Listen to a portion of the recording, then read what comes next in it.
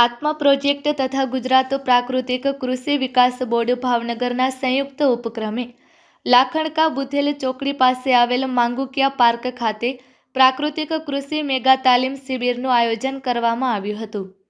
આ શિબિરમાં પ્રાકૃતિક કૃષિ પદ્ધતિથી ઉત્પાદિત ખેત પેદાશોના વિવિધ સ્ટોલનું આકર્ષક પ્રદર્શન પણ રાખવામાં આવ્યું હતું। કાર્યક્રમની શરૂઆત જિલ્લા પ્રોજેક્ટ મેનેજર શ્રી ઘનશ્યામભાઈ કંટારિયા દ્વારા શાબ્દિક સ્વાગતથી કરવામાં આવી હતી।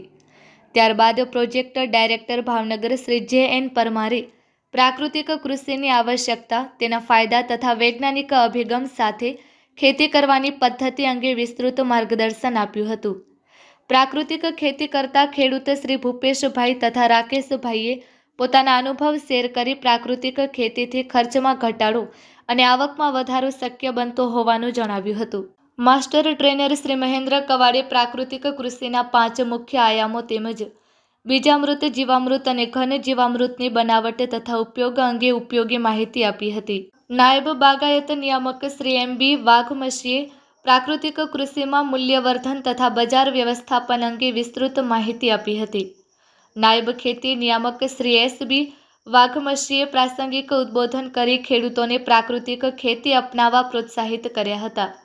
જ્યારે મદદનીશ ખેતી નિયામક ભાવનગર શ્રી ચતુર સાંખરડે ખેતીવાડીની વિવિધ સરકારી યોજનાઓ અંગે માહિતગાર કર્યા હતા।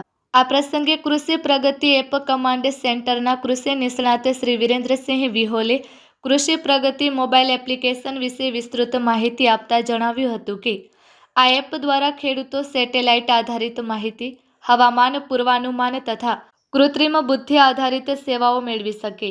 પાકની વાવણીથી લઈ કાપણી સુધીનું આયોજન, રોગ જીવાતની ઓળખ અને તેના નિયંત્રણ અંગેની માહિતી પણ એપ દ્વારા ઉપલબ્ધ બનશે।